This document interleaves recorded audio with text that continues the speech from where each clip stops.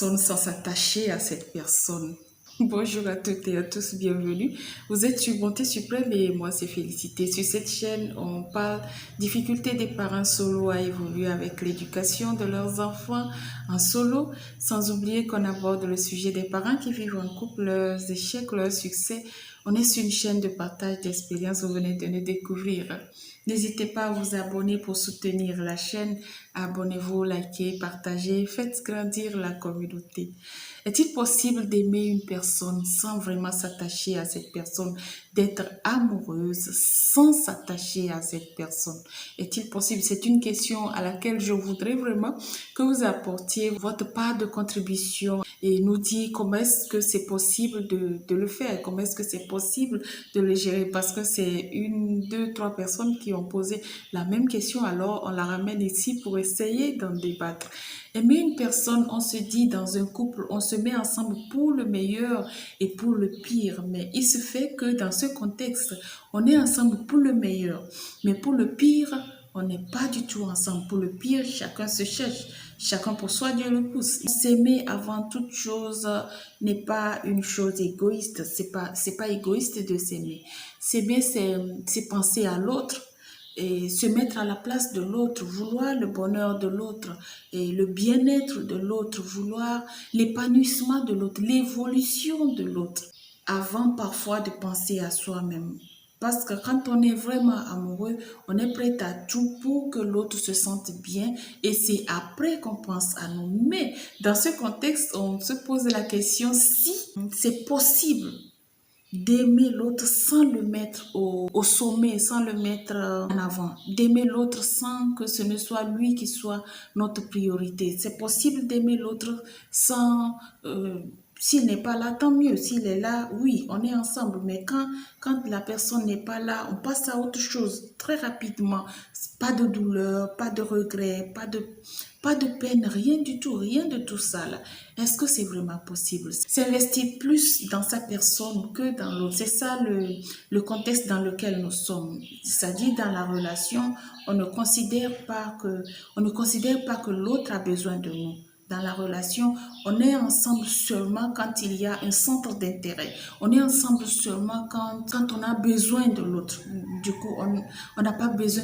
Quand il y a des efforts à faire, je le fais en moi, je les fais en moi. Du coup, quand cette relation bâcle, quand cette relation commence par tanguer, on n'a pas de regret. On ne s'inquiète pas, on ne souffre pas, voilà. Au fait, c'est une relation dans laquelle on se cache, on a peur de la douleur, on a peur que l'autre nous laisse tomber, du coup on ne s'investit pas beaucoup.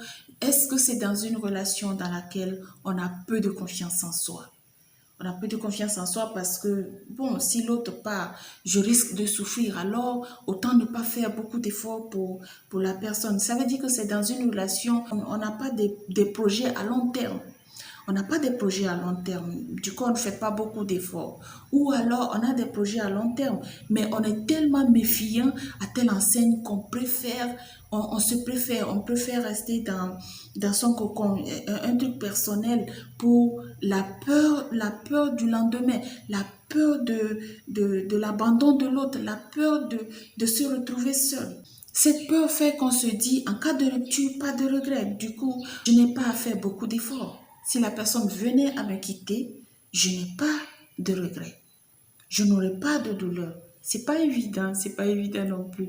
Dites-nous un peu, est-ce que c'est possible de vivre ces genres de relations? Je sais, je connais certaines personnes pour qui c'est très facile à vivre, très facile à gérer. On est dans une relation où l'autre n'est vraiment pas ta priorité. Tu es dans une relation où c'est juste ton intérêt personnel qui passe avant tout.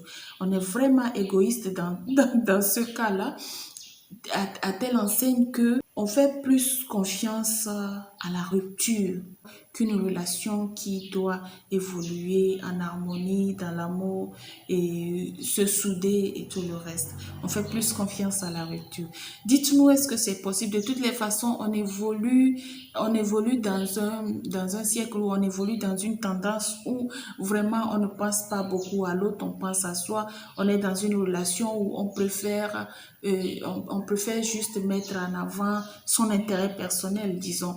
On est dans un monde capitaliste tellement que ça agit sur toutes nos relations, relations professionnelles, relations politiques, relations amoureuses, relations même familiales. C'est l'intérêt qui passe avant tout. Est-ce que c'est vraiment possible? Dites-nous dans les commentaires d'aimer sans s'attacher, sans vraiment s'attacher à la personne. Pour qu'en cas de rupture, qu'il n'y ait pas trop de douleur, trop de souffrance, trop de regrets, et qu'on n'investisse pas trop dans la vie de l'autre et qu'on se retrouve les mains vides après une éventuelle rupture. C'est toujours un plaisir pour moi de partager ces quelques instants avec vous. Partagez avec nous vos expériences. N'hésitez pas à donner votre avis, ce qui est beaucoup positif pour la chaîne et pour tout ce qui passe par ici.